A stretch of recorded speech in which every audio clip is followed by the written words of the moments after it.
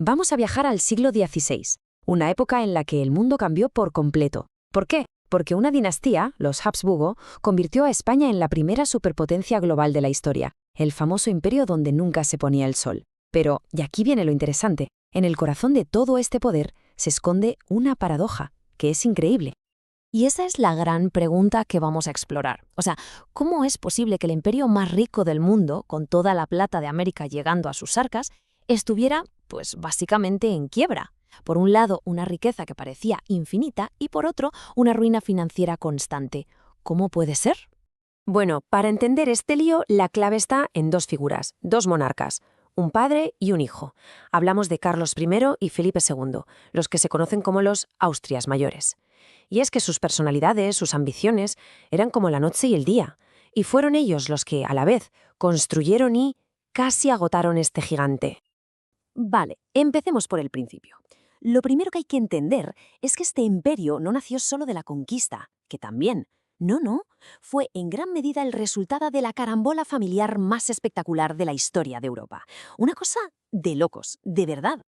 Así que nos situamos aquí, en pleno siglo XVI. Todo arranca con la llegada de un rey muy joven, Carlos, que venía de Flandes y que de repente se encuentra con un poder que nadie había tenido antes. Y el siglo termina con la muerte de su hijo, Felipe, que se pasó toda la vida literalmente intentando gestionar ese monstruo que había heredado. Y aquí está el meollo de la cuestión. Fijaos, por una serie de casualidades, de muertes, de matrimonios políticos, todo, absolutamente todo, recae en una sola persona. Carlos. De golpe y porrazo hereda las coronas de Castilla y Aragón, con América e Italia incluidas. Hereda los territorios de los Habsburgo en Austria y encima las zonas más ricas de Europa, los Países Bajos. Todo para él. Una locura. Pero ojo, es muy importante entender esto. No era un país unificado, para nada, no era España como la pensamos hoy. El concepto clave aquí es monarquía compuesta. ¿Qué significa esto? Pues que Carlos era a la vez rey de Castilla, rey de Aragón, archiduque de Austria, cada sitio con sus propias leyes, sus propias instituciones. El único pegamento que unía todo este puzzle era él, la figura del rey. Claro, con todo ese poder en sus manos, Carlos se plantea un objetivo a su altura, un proyecto universal. Él no quería ser solo un rey más, su sueño era liderar una cristiandad unida, ser su defensor frente a todas las amenazas. Casi nada, ¿eh? El problema es que ese sueño le metió en un lío tremendo. Básicamente se vio luchando en 3 guerras a la vez, sin parar. Por un lado, en el Sacro Imperio tenía la reforma protestante de Lutero.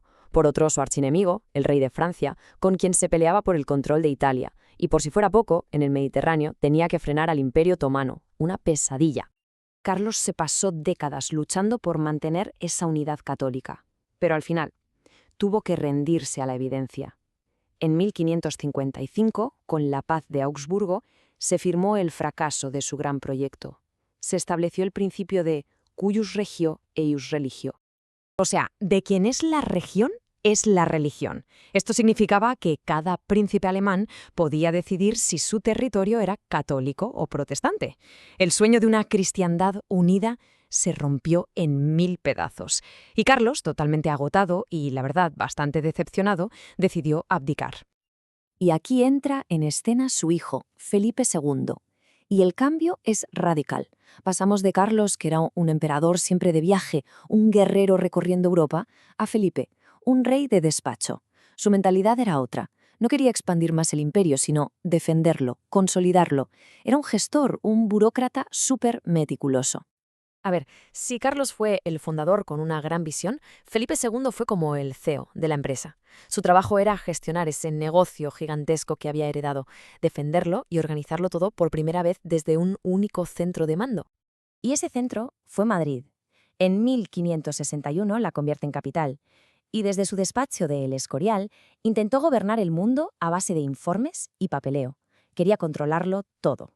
Pero la realidad es que su fortaleza, su imperio, estaba bajo un asedio constante. Su reinado no fue tranquilo, fue una crisis detrás de otra. Es que el problema no era un frente, eran todos a la vez. Tenía la rebelión de Flandes, que era un agujero negro de dinero y soldados. Seguía la amenaza otomana en el Mediterráneo. Luego estaba Inglaterra, con Isabel I, que cada vez era más hostil. Y por si fuera poco, rebeliones dentro de casa, como la de los moriscos en las Alpujarras, por todas partes. Y claro, su reinado fue una auténtica montaña rusa. Hubo momentos de gloria, ¿eh? La victoria en la batalla de Lepanto, por ejemplo, fue un exitazo. O la unión con Portugal, que de repente puso todo el imperio portugués bajo su corona. Pero también hubo desastres monumentales. El más famoso, por supuesto, el de la Armada Invencible contra Inglaterra. Un golpe durísimo. Y con esto volvemos al principio, a la gran paradoja. Porque, ¿cómo se pagaba todo esto? ¿De dónde salía el dinero para mantener ejércitos por toda Europa, para ser, en esencia, el defensor del catolicismo? Pues la respuesta es que no salía. O sea, no se podía pagar. El imperio vivía de preestado. Sí, claro, todo el mundo piensa en la plata de América. Y es verdad, llegaban barcos cargados hasta los topes. Era una cantidad de dinero nunca vista. Pero el coste de mantener a los tercios, el mejor ejército del mundo, en Flandes, en Italia, y de tener flotas de guerra en el Atlántico y el Mediterráneo, era sencillamente una burrada. El dinero que entraba no daba para pagar todo lo que salía. Y entonces pasó lo que tenía que pasar. Al poquito de empezar a reinar Felipe, en 1557, bancarrota. La monarquía más poderosa del planeta declaraba que no podía pagar sus deudas, que no tenía dinero para devolver los préstamos a los banqueros que le adelantaban el dinero para las guerras. Pero es que no fue la única. La cosa siguió igual, más guerras, más gastos, y en 1575, ¡pam!, segunda bancarrota. El sistema era, a todas luces, insostenible. Y por si no fuera suficiente, otra más en 1596, casi al final de su vida. 3 bancarrotas en un solo reinado. Esto nos deja ver la enorme debilidad que había detrás de toda esa apariencia de poder. Entonces, si hacemos balance de este siglo, ¿qué nos queda? ¿Cuál es el legado de estos dos reyes? Pues en resumen, dejaron un imperio que era el más poderoso del mundo, sí, pero que estaba completamente exhausto. Vamos a verlo como si fuera el balance de una empresa. En la columna de activos que tenemos, un territorio global inmenso, el mejor ejército de la época, los tercios, y una explosión cultural brutal, el siglo de oro. Pero ahora vamos a los pasivos, y ahí tenemos a Castilla, que era el corazón del imperio, ahogada a impuestos, una dependencia enfermiza de los préstamos, y enemigos nuevos y muy potentes, y por si fuera poco, una inflación galopante provocada irónicamente por toda la plata que llegaba de América. Así que la conclusión es bastante clara, ¿no? La grandeza del imperio y su debilidad nacieron de la mano. Es que el mismo esfuerzo titánico que se hizo para ser una superpotencia fue lo que cavó su propia tumba. Cada victoria en el campo de batalla significaba más deudas en los libros de cuentas. Y terminamos con una pregunta final para darle una vuelta. ¿Podríamos decir que el declive del Imperio español ya estaba escrito en su propia Edad de Oro? ¿Que fue, en cierto modo, víctima de su propio éxito? Una potencia que nació para la guerra y que tuvo que seguir luchando hasta que simplemente la factura fue demasiado alta para poder pagarla.